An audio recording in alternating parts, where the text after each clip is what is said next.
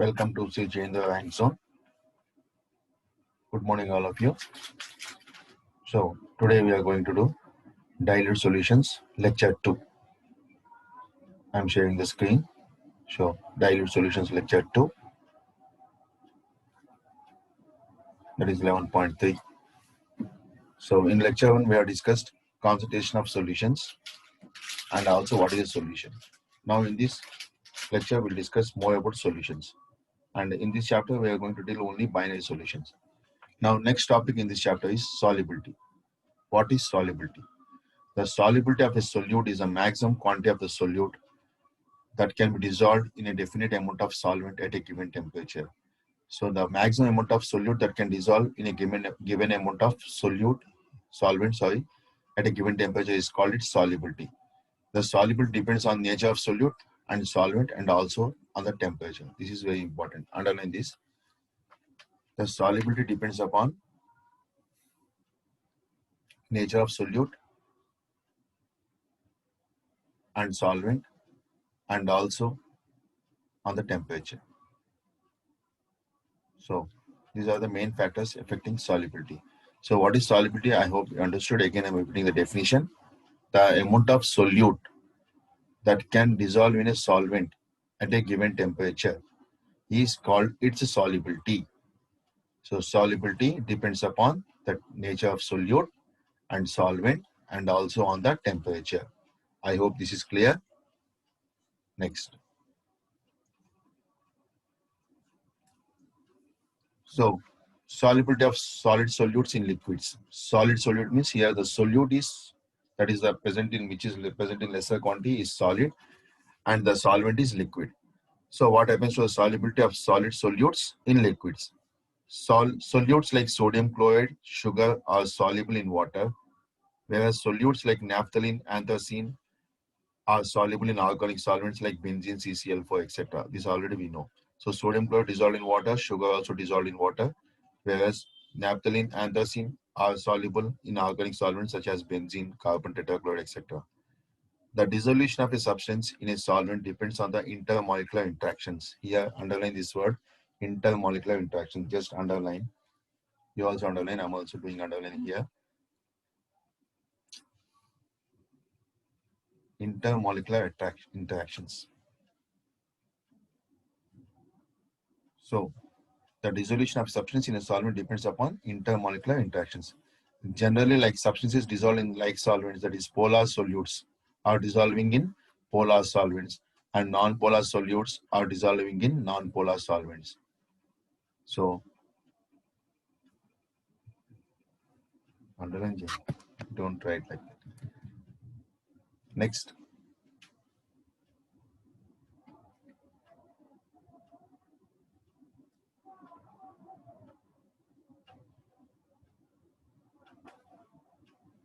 So what are saturated and unsaturated solutions? A solution in which no more solute can be dissolved at a given temperature is said to be a saturated solution. A solution in which no more amount of solute can dissolve in a solvent is called at a given temperature. Temperature is important here because based on the temperature, the amount of solubility will either increase or decrease depending on the process. So a solution in which no more solute can be dissolved in a given temperature is said to be a saturated solution. So a solution in which the solute can be dissolved at a given temperature is said to be non-saturated or unsaturated solution. So more amount of solute can be dissolved, it is called as unsaturated solution. No more amount of solute can be dissolved in a solution at a given temperature is called saturated solution. Next. Now what is the effect of temperature on solubility of solid solute in liquids? So already we discussed the temperature definitely affect. If the delta H of the solution, that is delta H of solution means heat of the solution. Here delta H is called heat of the solution is positive. If delta H is equal to positive after the solution is mixed, means when solute is added and if the dissolution process is exothermic, it is called delta H negative. And if the dissolution process is endothermic, then delta H is positive.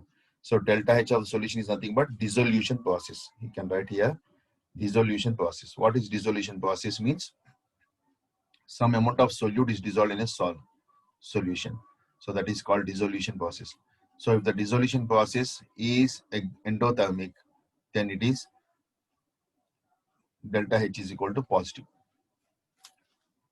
The dissolution process is endothermic, then delta H is positive. If the dissolution process is exothermic, then delta H is negative. So delta H is heat of the solution, delta H is positive. If the dissolution process is endothermic, in case of endothermic. So it is given already here. So similarly, if the dissolution process is negative, then delta H is exothermic process, that is increase in temperature. So what happens in this process? Dissolution process, I hope you clearly understood what is dissolution means. Some amount of solute is dissolved in a solution, that is called dissolution process. And after adding a solute, if heat is evolved, it is called exothermic process. And if heat is absorbed, then it is called endothermic process. So what happens to temperature? In this case, if delta H is positive, that is the dissolution process endothermic, then increase in temperature increases the solubility. So in that case, we have to increase in temperature increases the solubility. Very, very important point here. Increase in temperature increases solubility. So if you increase the temperature, what happens? More amount of solute dissolves in the solution. So that is called increase in temperature increases the solubility. And if the dissolution process is negative, that is delta H is negative and exothermic process, we can say in all exothermic reactions, increase in temperature decreases the solubility. Increase in temperature decreases the solubility. So this is clear. So based on this concept, they'll ask objective question. So what type of questions they'll ask? For example, when a sugar is dissolved in water. For example, I'll tell you one question. I want to discuss this question. When sugar is dissolved in water, take sugar as solute and water is solvent. And when sugar is dissolved in water, suppose if heat is evolved, then at room temperature, then we can increase the solubility of sugar by decreasing the temperature. We can increase the solubility of sugar by decreasing the temperature and so on. So this is called effect of temperature on solubility of solute. Next, effect of pressure. And we know solid solute do not have any pressure. So pressure has no effect on the solubility of solid solutes in a liquid. So when a solid is dissolved in liquid, there is no effect of pressure, only temperature is affected. By the means of temperature, we can either increase the solubility or decrease the solubility. But the pressure plays an important role in the solubility of gases in liquids. Next, solubility of gas in liquids. This is important. Different gases dissolve to different extent in water. So oxygen can dissolve to a small extent in water, while gases like HCl, ammonia dissolve it to a larger extent in water. So the solubility of a gas in a liquid, here gas is dissolving in liquid, that is more important. So gas is solute and liquid is solvent, is very much affected by pressure. Not only pressure, also temperature. So solubility of gas in liquids is affected by temperature as well as pressure. Now let us see how they affect the pressure. That is based on Henry's law. The solubility of a gas in a liquid is directly proportional to the pressure of the gas above the surface of the liquid at a given temperature. So here I'm drawing the diagram.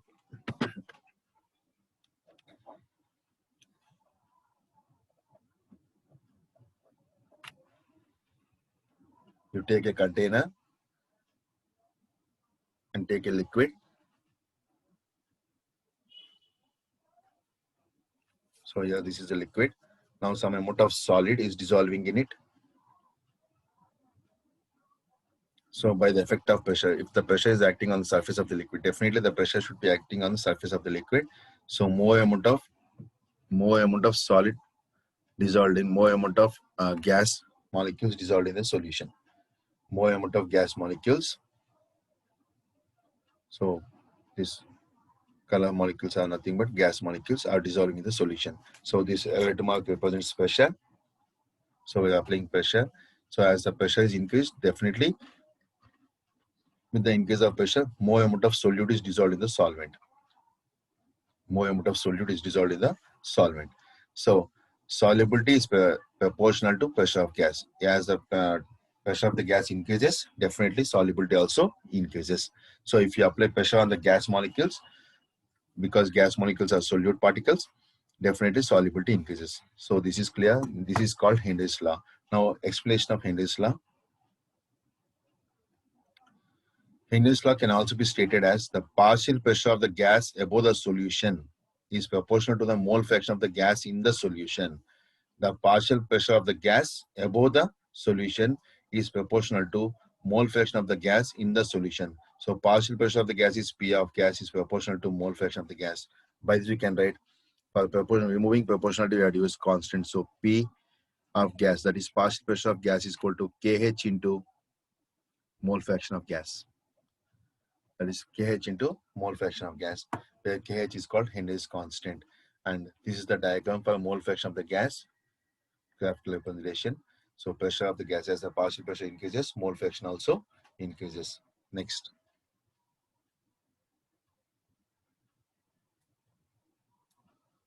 Different gases have different values of Kh. Different gases have different values of Kh. That is the Kh value is nothing but what? Henry's constant. And it is observed that, and Kh value depends upon the nature of the gas. It is observed that Kh is inversely proportional. I am underlining this, just underlining, you also underline in your notebook. This point is important for objective point of view for competitive exam. Kh is inversely proportional to the mole fraction of the gas in the solution. That is, higher the value of Kh of a gas at a given temperature, lower is its solubility. So how they will frame a question, they will give Kh values of 4 different gases in water. 4 Kh values of 4 different gases in water, and they ask us to write which of the following will soluble more, means which is having maximum solubility. In that case, lower the value of Kh, higher is the solubility. Which is less soluble means higher the value of Kh at a given temperature, lower is its solubility. So this point is very, very important for objective point of view. You get a question like this. They'll give Kh values of 4 different gases in water, and they ask us arrange the following in the decreasing order of their solubility. Decreasing order of their solubility means highest to lowest. So which is having the low K value, that should be kept first, and which is having highest K value, that should be kept last. So that the solubility order will be decreasing order, that is descending order. I hope it is clear now. So this statement is very, very important. Please note it down in your notes. Next. Now questions based on solubility. Calculate the solubility of nitrogen gas in 1 liter of water if the partial pressure of nitrogen is 0.98 bars and Kh of nitrogen is given 76.5 kilobars. So this 76.5 kilobars should be taken as bars, that is 76.5 into 10 to the power of 3. They have given Kh value of nitrogen, and volume also they have given, that is 1 liter, that is not required actually, and partial pressure, that is given 0.98 bars. They are asking us now solubility of nitrogen gas. So solubility is equal to Kh into pressure, partial pressure is equal to Kh into mole fraction of gas. This is already given the hint.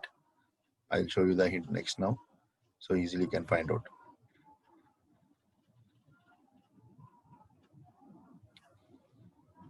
So Kh into mole fraction of the gas. So number of moles. First you have to find mole fraction of the gas. From that you can find number of moles of the gas. How to find mole fraction of the gas? By using this equation you can know. And how to find number of moles? You can write down here.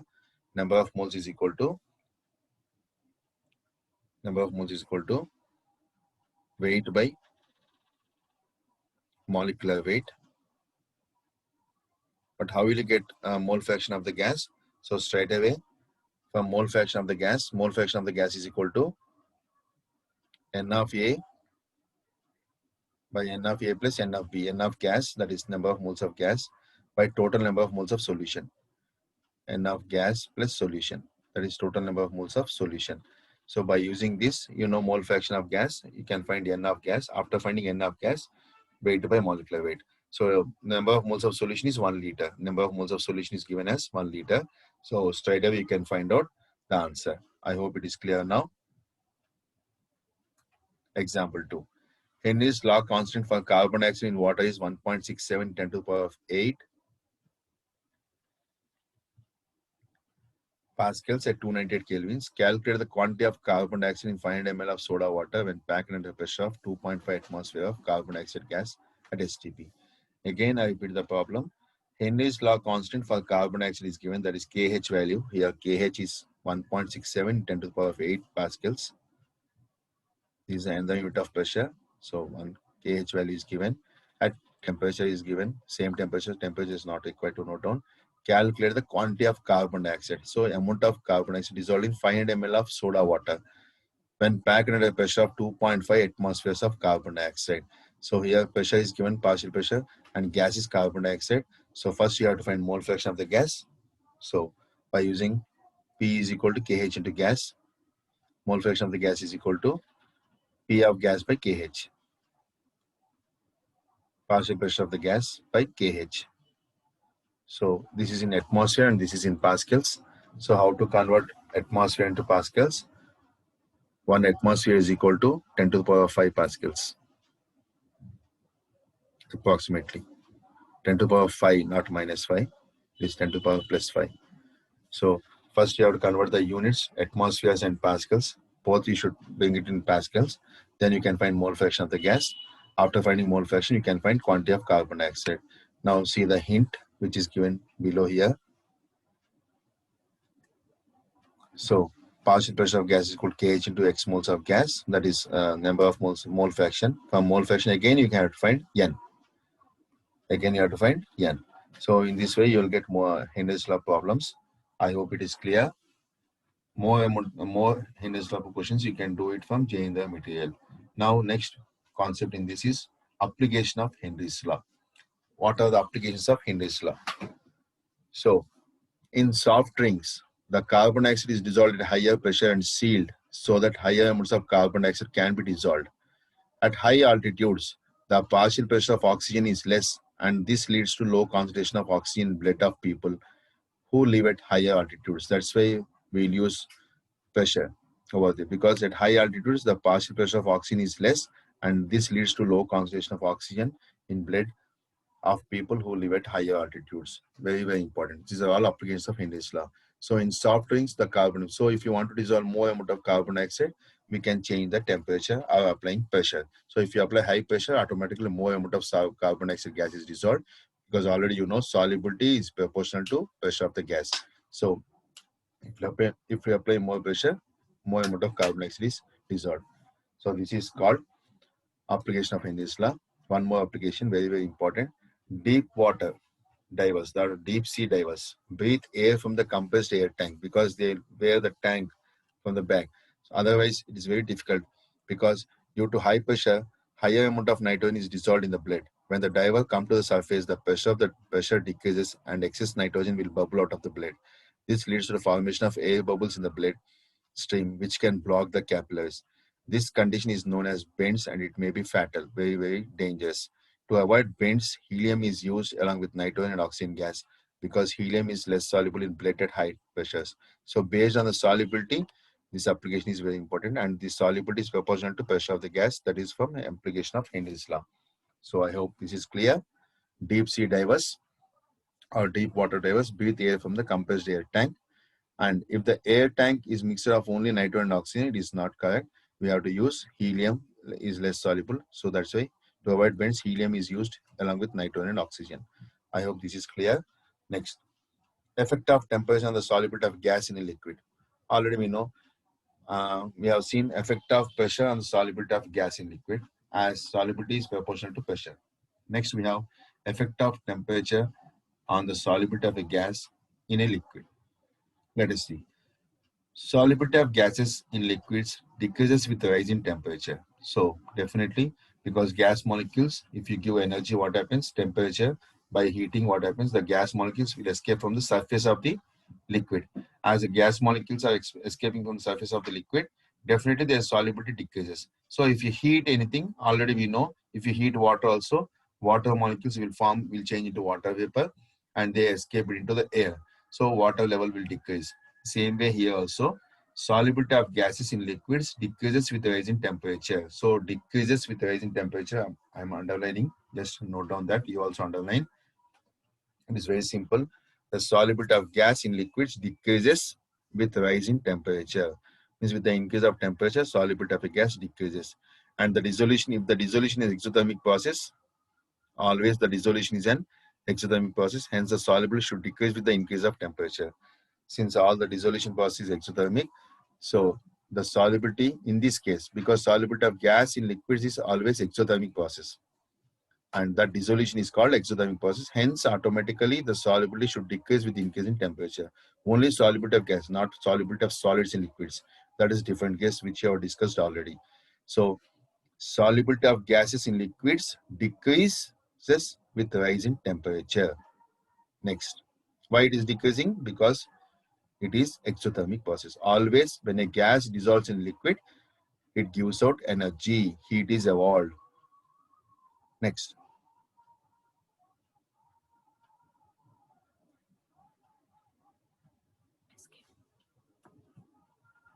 Next topic in this section, continuation of the second topic, solutions and colligative properties.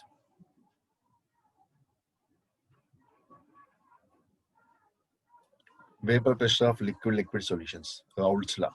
So solubility is clear. Next we have Raoult's law, very important. Just mark important here. Raoult's law is very important. You will definitely get questions based on Raoult's law for the competitive exams. So what is Raoult's law? In a solution of volatile liquids, what is volatile liquids? Which can evaporate easily. They are said to be volatile. Volatile liquids means in that gas is a solute, and by simple energy, by simple giving temperature, by small temperature, they can evaporate easily. That is, which can evaporate easily. They are called as volatile liquids. The partial vapor pressure of each component is directly proportional to its mole fraction in the solution at a given temperature. So the partial vapor pressure of each component is directly proportional to its mole fraction. So simply P is proportional to X. P is proportional to X. That is called mole Raoult's law. And here mole fraction of solute or mole fraction in the solution at a given temperature. So it is not similar to, it is almost similar to Henry's law, but there it is partial vapor pressure of a each component. Here it is each component. There it is partial vapor pressure of the gas, only single gas. So here it is each component. So partial vapor pressure of each component is proportional to its mole fraction in the solution at a given temperature. Next.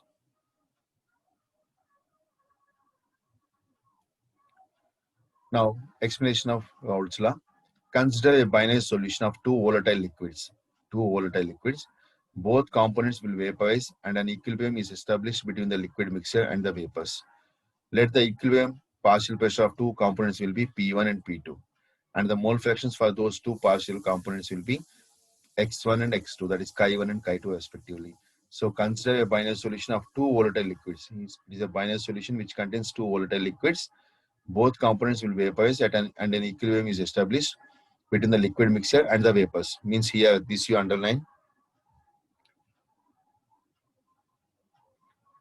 Equilibrium is established between the liquid mixture and the vapors. So what does this means? Here, binary solution means it contains two volatile liquids and one liquid is dissolving in another liquid. Here it is not considered with gas. Only one liquid is dissolving another liquid. So when you dissolve one liquid in another liquid, when you start heating, both gets vaporized. And when the one of the liquid is getting vaporized, will vaporize and an equilibrium is established. That is, the rate of evaporation is equal to rate of condensation. Then it is called equilibrium. Rate of evaporation is equal to rate of condensation. Then equilibrium is established between the liquid mixture and the vapors.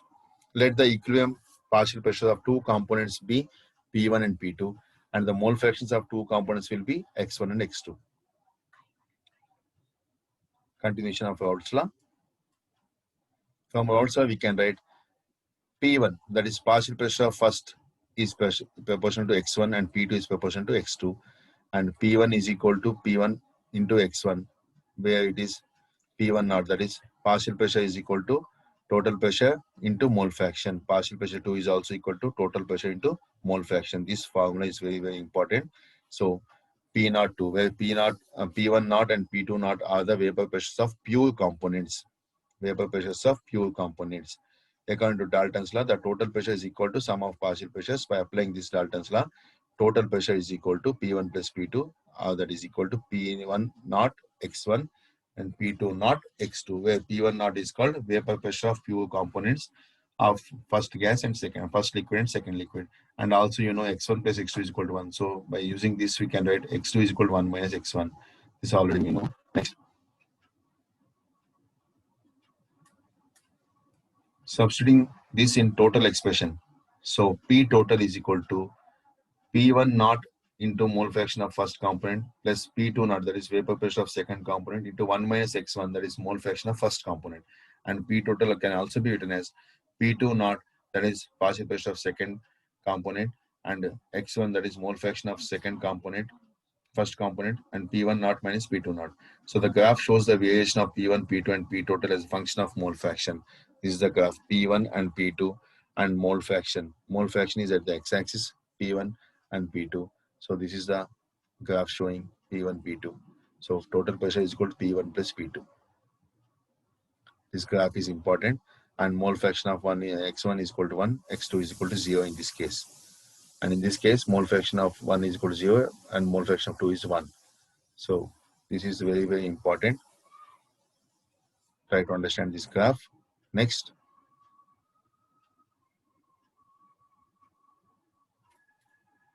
composition of vapors. In order to determine the composition vapor phase, Dalton's law is used. That is, let Y1 and Y2 be the mole fraction of the components, because X1 you are getting confusion. So Y1 and Y2 be the mole fraction of components in vapor phase, and X1 and X2 are the vapor mole fraction of the components in liquid phase. So vapor phase and liquid phase. Y1 and Y2 will be the mole fraction of components in vapor phase. So the partial vapor pressure of individual components is given by P1 is equal to Y1 into P, and P2 is equal to Y2 into P. So partial pressures, you can take it in mole fraction in vapor phase, mole fraction in vapor phase. So Y1 is equal to P1 by P total, and Y2 is equal to P2 by P total. So these formulas are most important. If they ask the mole fraction of the components in vapor phase, mole fraction of components in vapor phase, we have to use the formula mole fraction of components in vapor phase, any one component. So first component Y1 is equal to P1 by P total. So that is equal to, what is P1? P1 naught into X1 by P1 naught into X1 plus P1 naught, P2 naught into X2, where P2 naught and P1 naught is nothing but vapor pressure of pure components. And Y2 is also equal to same P2 by P total. So I hope these formulas are important. You understood these formulas. We have two formulas now. Total pressure is equal to P1 plus P2, where P1 is equal to P1 naught into X1, and P2 is equal to P2 naught into X2. So P1 naught is called vapor pressure of the gas or liquid, and P2 naught is called vapor pressure of pure component. Pure component is important. Next, we have ideal solutions. What are ideal and non-ideal solutions? The solutions which obey Raoult's law at all compositions or concentrations are known as ideal solutions. So the solutions which obey Raoult's law at all compositions or concentrations are known as ideal solution. And this notation is important for ideal solutions. Delta H of mixing is equal to 0, means it is neither endothermic nor exothermic. And delta V of mixing, that is change in volume, also is equal to 0. If you add some more also, that's why ideal solution. In general, there is no ideal solution. So this is very, very important. Delta H of mix is equal to 0, because they'll ask this condition in the examination for ideal solutions, which of the following is true. And first condition will be delta H of mixing is equal to 0, delta V of mixing is equal to 0. That is the correct answer. They'll change the options in the examination. Next, what is non-ideal solution? So in ideal solution, we are discussing about ideal solution now. The molecular interactions between the two components are same as those in the individual components. In an ideal solution of A and B, so the molecular interactions between AA and BB are same as those in AB, means solute-solute interaction and solvent-solvent interaction and solute-solvent interaction. See here, A is called solute, B is called solvent. Here I'm writing A is called solute and B is called solvent.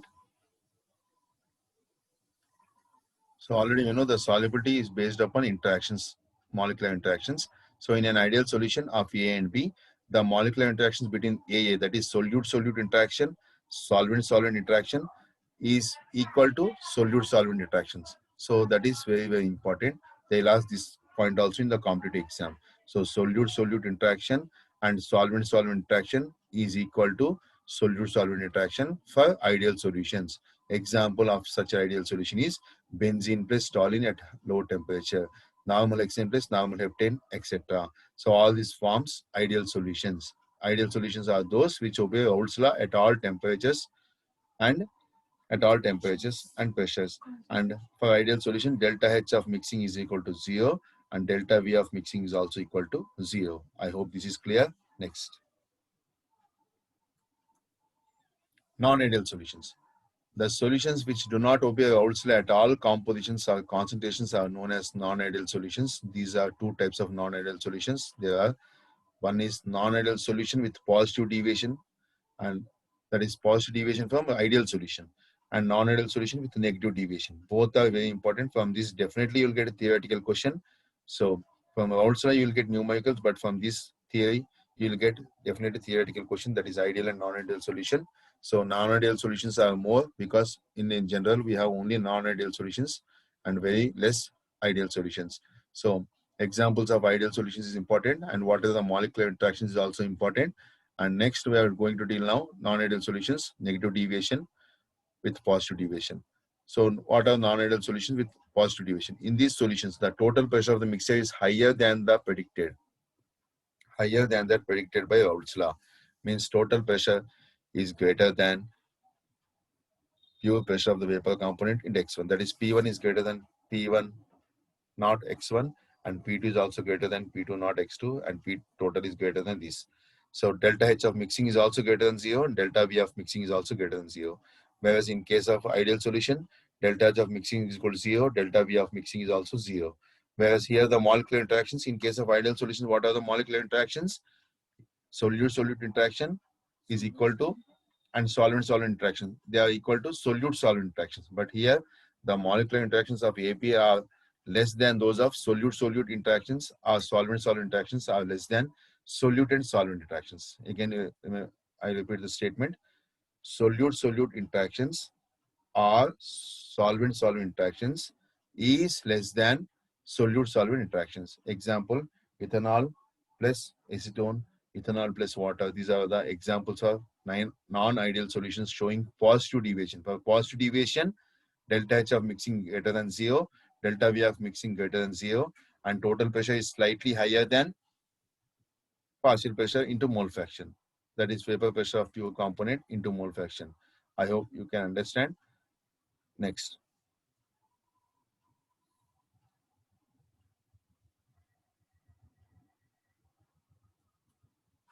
So this is the graph for non-ideal solutions. This thick lines is nothing but ideal solution mark, which already we have seen.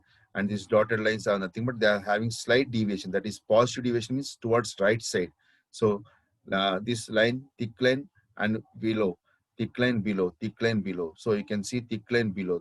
If the thick line below is there, then it shows positive deviation. They'll ask graphs also, which are the following represent positive deviation from ideal solution, which are the following graph represents negative deviation from ideal solution. So you need to identify, and this value is also important here. X of A, that is mole fraction of A is equal to 1 in this case, and mole fraction of B is equal to 0, and X of B is equal to 1, X of A is equal to 0.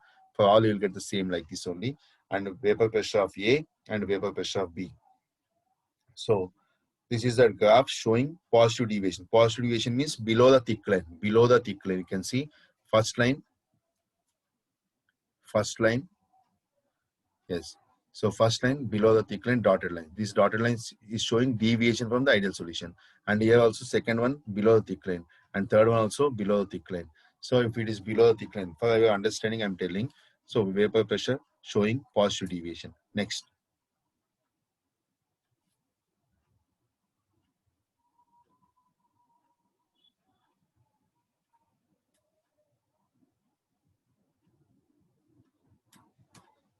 Next, negative deviation. In these solutions, the total pressure, vapor pressure of the mixture are less than predicted by Raoult's law. Very, very important. In positive deviation, where total vapor pressure is greater, slightly greater, and here it is slightly lesser than the that predicted by Raoult's law. So that is P1 is less than P1 naught into X1, P2 is less than P1 naught, P2 naught into X2, and P total is less than P1 naught X1 plus P1 P2 naught X2.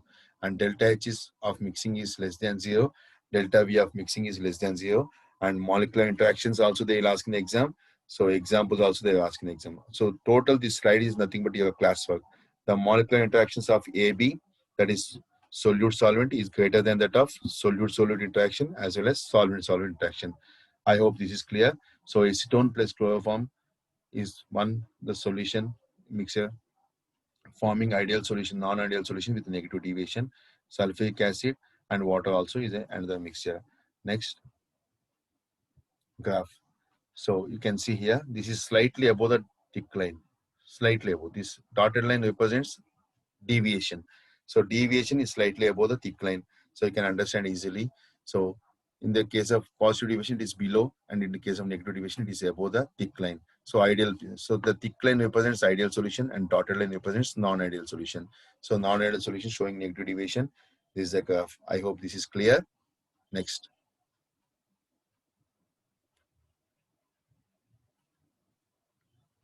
Next.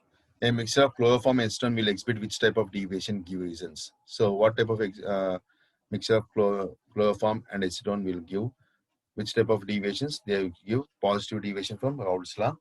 So explanation means solute-solute interactions and solvent-solvent interactions you have to tell. Next, Raoult's law as a special case of Henry's law. Raoult's law as a special case of Henry's law.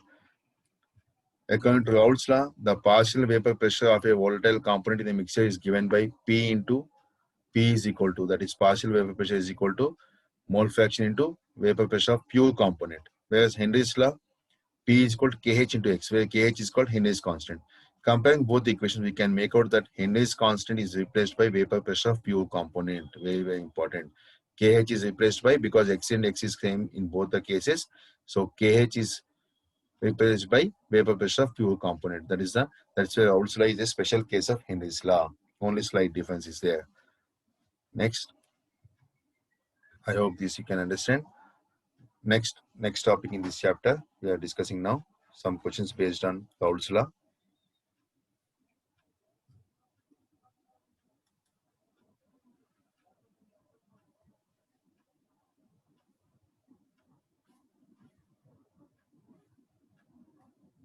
Yes. Now, vapor pressure of pure component A is 100 mm of Hg. So P naught A, P1 naught A, that is P1 naught is equal to 100 mm. P1 naught of A is equal to 100 mm of mercury, and vapor pressure of pure liquid, they have given pure component 150 mm of Hg. So by seeing the sum only, vapor pressure of pure means we have to take P1 naught and P2 naught. For this, it is liquid B is P2 naught. 2 moles of liquid A and 3, that is number of moles is also given. 2 moles of liquid A and 3 moles of liquid B are mixed together. So number of moles of A is given and number of moles of B is given. So N of A, directly N of A is given. You can understand N of A and N of B. Why we need N of A and N of B? To find mole fraction of A and mole fraction of B. Mixed to form ideal solution. What is the vapor pressure of the solution? So they are asking vapor pressure of the solution, total pressure. So P1, total pressure P is equal to P1 naught into mole fraction of A plus P2 naught into mole fraction of B. So first we have P1 naught is given, P2 naught is given. Only mole fraction of A is not given, mole fraction of B is not given. So mole fraction of A is equal to N of A by N of A plus N of B. So by substituting, so 2 by 2 plus 3, that is 5. And mole fraction of B is N of B, that is 3 by 5. So 2 by 5 and 3 by 5. By substituting these values, you will get the answer partial pressure. I hope that calculation part you can do. So this is the formula.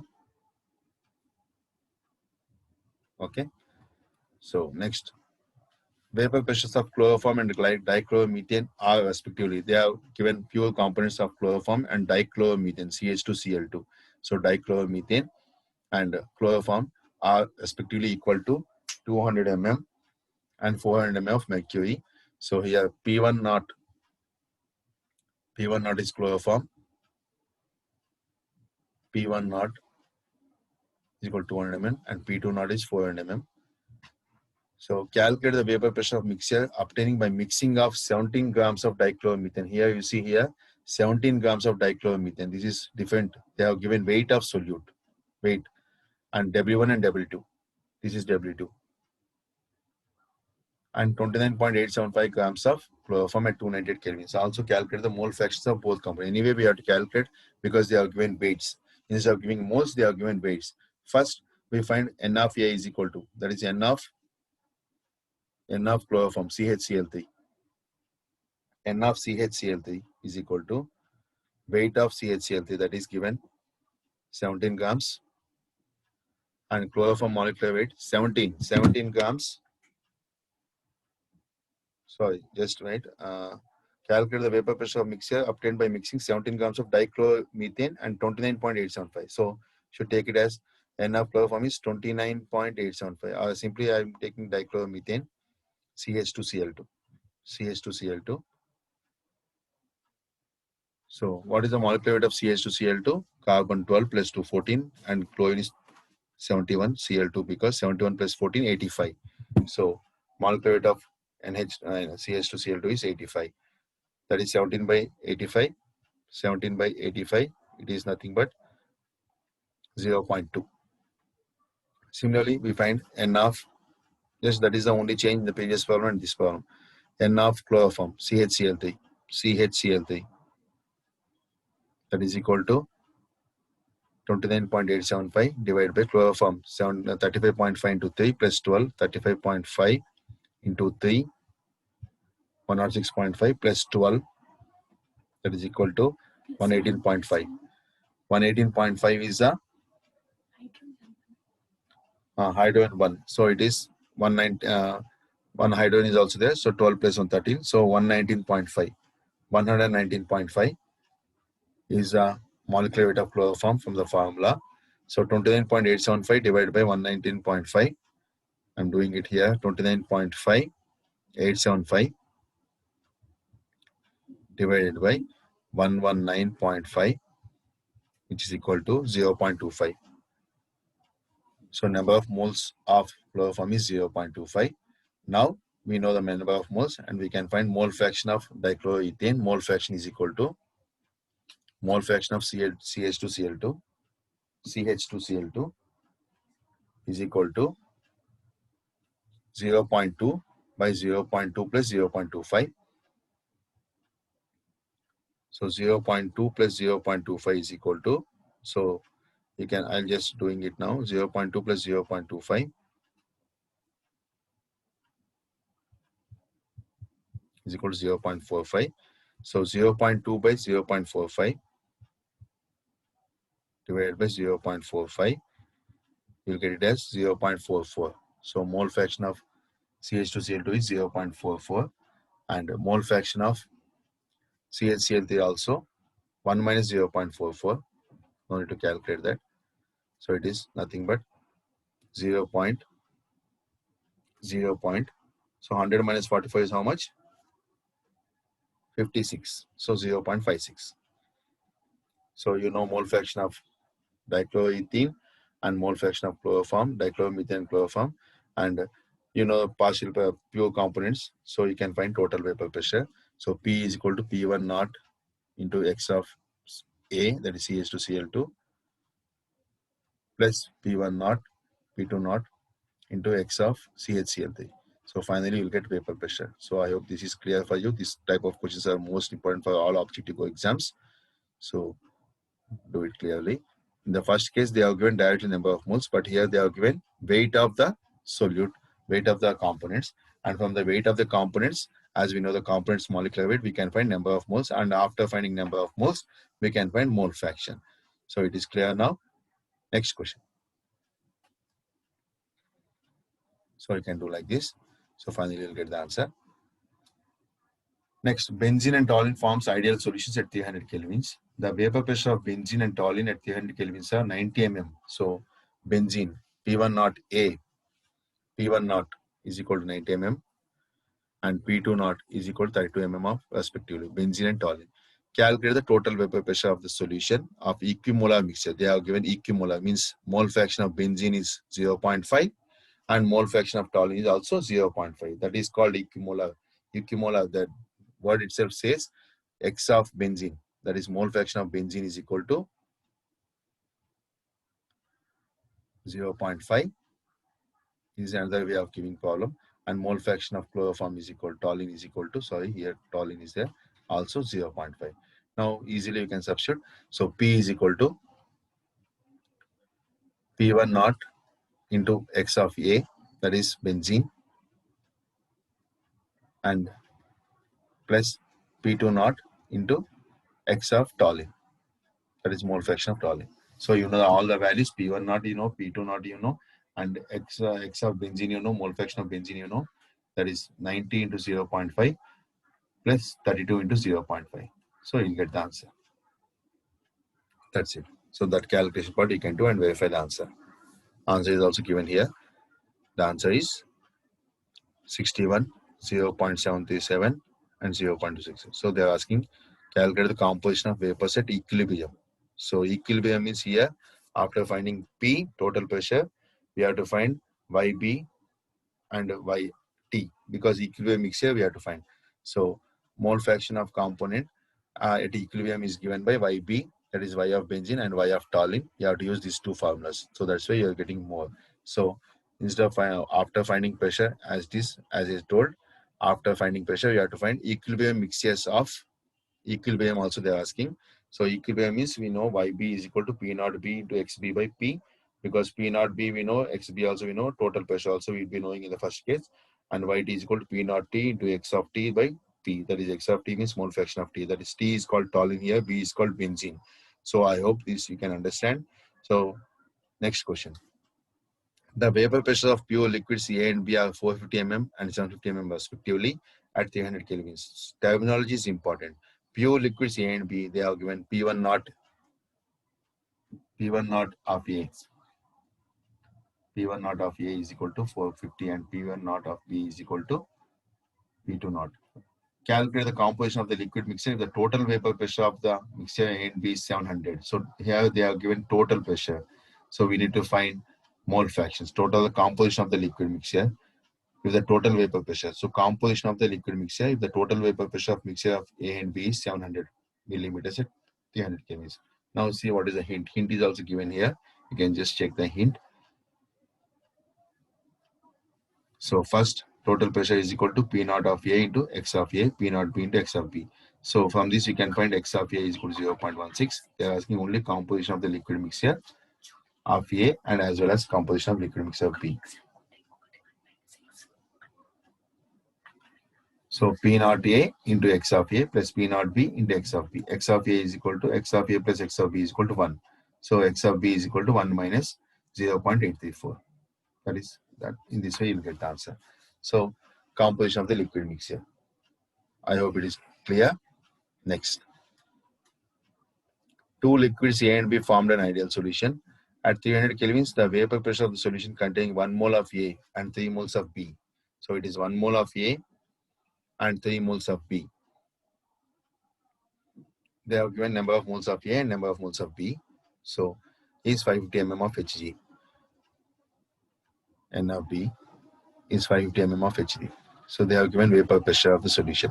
At the same temperature, if one more mole of B is added to this solution, the vapor pressure of the solution increases by 10 mm of Hg. So increase in vapor pressure is 10. So P1 plus 10. So determine the vapor pressures of A and B in the pure states. Means they are asking us, they have given total pressure and they are asking us to find individual pressures. So first case itself, if we take total vapor pressure P is equal to P1 A, sorry, X of A, P1 naught into X of A plus P2 naught into X of B. They are asking P1 and naught and P2 naught from the total solution.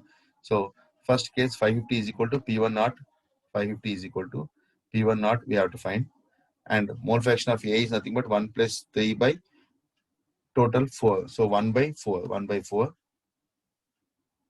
plus P2 naught into 3 by 4. So this is first equation. Now second equation, at the same temperature, 1 mole of B is added. 1 mole of B is added to the solution, then it becomes 560. So then it becomes P1 naught A is equal to P1 naught into mole fraction of A. Mole fraction of A here we have to take into consideration 1 mole of A and 4 moles of B. So 4 moles of B means 1 by 5 plus P1 naught into P2 naught into 1 by 4. Totally it becomes 5. So it is 1 by 5. In the second case, it is 1 by 5 because one more B is added. So total it is 5. And P2 naught into 3 by 5. So by solving first and second equation, you'll get the answers of P1 and P2. I hope this is clear for you. You have to solve first and second equations. Next topic, azeotropic mixtures. Some liquid mixtures have same composition of components both in liquid phase and in vapor phase. Some liquid mixtures have same composition of components both in liquid phase and as well as in vapor phase. Such liquid mixtures are known as azeotropic. Azeotropic means minimum boiling or maximum boiling. So boiling mixtures we'll call it as. These mixtures on boiling give the vapors having same composition as that of liquid mixture. Hence, the liquid components cannot be separated by fractional distillation because of slight change in the boiling points of the two liquids. We cannot separate those two liquids, and thus mixture is called as azeotropic mixture, and those mixtures are called as azeotropic mixture. Now, azeotropic mixtures, we have minimum boiling azeotropes, maximum boiling azeotropes, and these examples they'll ask in the examination, competitive examination, by giving options. Next, types of azeotropes. As I told you, we have minimum boiling azeotropes and maximum boiling azeotropes. What is minimum boiling azeotropes? The solution which show large positive deviations will have minimum boiling azeotropes, which have positive deviation from ideal solution. They have minimum boiling azeotropes at a specific composition. That is, the azeotropic mixture will have a minimum boiling point which is less than the boiling point of two pure components. This you have to underline. So, two pure components, boiling point of two pure components. If you take this, if you can understand easily, it will be explained now. Now take into consideration rectified spirit. It is a mixture of water plus ethanol. Water is 95.5% and ethanol is 4.5%. Now if you take what is the boiling point of water, it is 100 degrees C. And what is the boiling point of ethanol? It is 78.4 degrees C. So the mixture of these two should be less than 78.4. The boiling mixture of these two means when you add water and ethanol as a mixture, in the case of like rectified spirit, so definitely the boiling point of rectified spirit should be less than 78.4 degrees. So that is, which is less than the boiling point of two pure components. So it should be less than water as well as less than ethanol. So that is called as minimum boiling azeotropes. So definitely the boiling point of rectified spirit should be less than 78.4 degrees C. I hope this is clear. So this is called minimum boiling azeotropes. Next, we have maximum boiling azeotropes. The solutions having large negative deviations, small negative deviations, and here it is large negative deviations from forms maximum boiling azeotropes at a specific composition. The mixture will boil at higher temperature than that of pure components. Here very important, higher boiling point. So nitric acid and water. So definitely they have composition is 68% nitric acid and 32% water by mass. So here the boiling point of this mixture is greater than boiling point of nitric acid, not the boiling point of water. That is most important because here 68% is nitric acid. 68% is nitric acid. So the boiling point of the mixture should be greater than boiling point of nitric acid. So this is called maximum boiling azeotrope. I hope this is easy. So examples, more examples you can see. Now I am ending this session. It's very, very important session. Thank you all.